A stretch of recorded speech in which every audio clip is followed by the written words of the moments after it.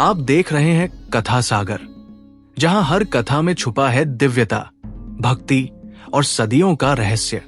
आइए आज की अद्भुत कथा आरंभ करते हैं। बहुत समय पहले त्रेता युग में यमुना नदी अपने दिव्य स्वरूप में धरती पर बह रही थी। देवताओं ने उन्हें पापहरिणी कहा, ऋषियों ने मोक्षकरी कहा और भक्तों ने जीवनदाता। लेकिन बहुत कम लोग जानते हैं कि एक समय ऐसा भी आया जब यमुना जी रो पड़ी थी, और इसका कारण था एक भयानक श्राप जो उनके लिए भी असहनीय था। एक दिन महर्षि दुर्वासा अपने शिष्यों के साथ यमुना तट पर तपस्या कर रहे थे।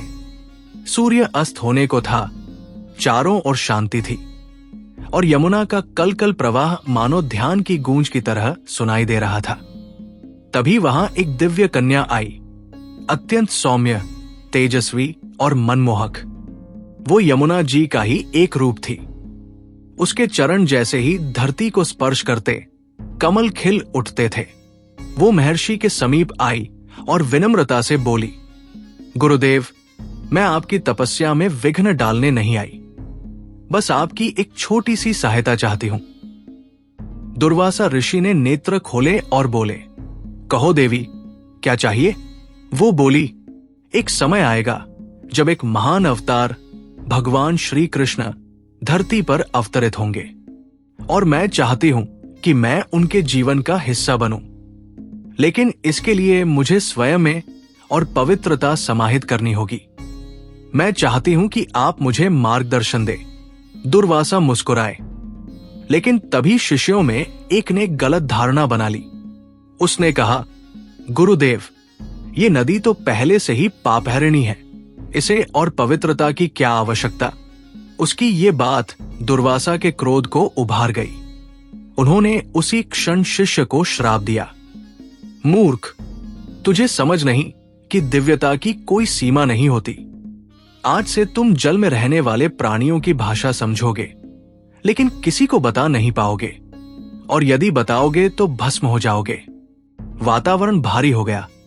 यमुना जी ने हाथ जोड़कर कहा, गुरुदेव, इस श्राप का कारण मैं हूं, कृपया इसे वापस लें।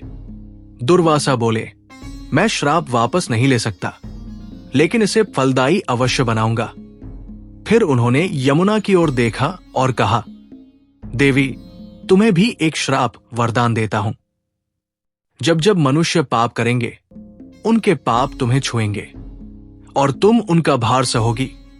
लेकिन उसी भार को सहने का फल यह होगा कि जिस भी भक्त का अंतिम संस्कार तुम्हारे तट पर होगा, उसे तुरंत मोक्ष प्राप्त होगा। यमुना जी फूट फूट कर रो पड़ी।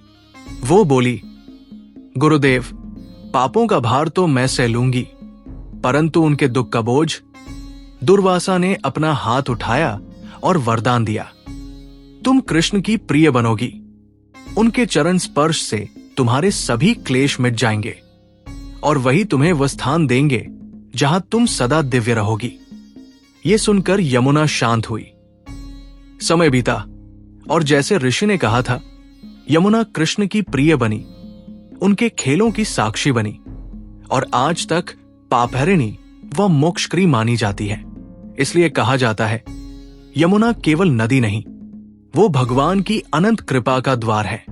ये थी यमुना जी की वो दिव्य कथा, जिसे सुनकर आज भी भक्तों की आंखें नम हो जाती है। ऐसी ही और अनसुनी कथाओं के लिए कथा सागर को लाइक, शेयर और सब्सक्राइब जरूर करें।